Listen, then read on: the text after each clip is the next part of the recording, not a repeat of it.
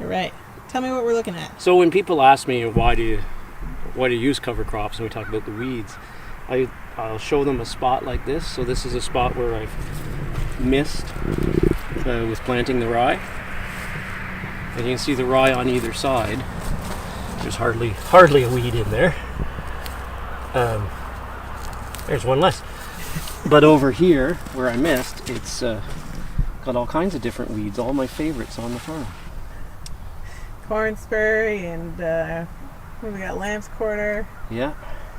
That's an incredible difference. Yeah. And so to me, that's when I say, duh, here's what I do. Is that just this from this line of seed to this spot is enough to sell me to plant rye. Yeah. Never mind all the other benefits. So this is why we do it, partly.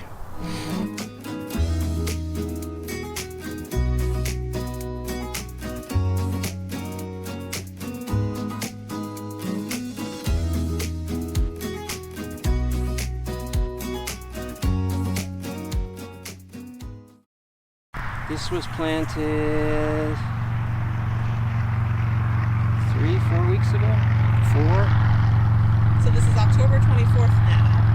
And this was planted last week in September, just before I the would storm? say, yep. I would say, yep. That's beautiful. Yeah. That's really beautiful. Yeah.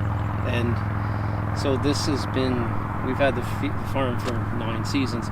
This has been strawberries pretty much the whole time. So this year we put carrots in, which gives us good weed control in that year.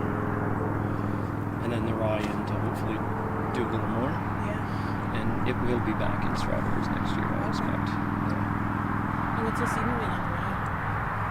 120? Wow, that's really great.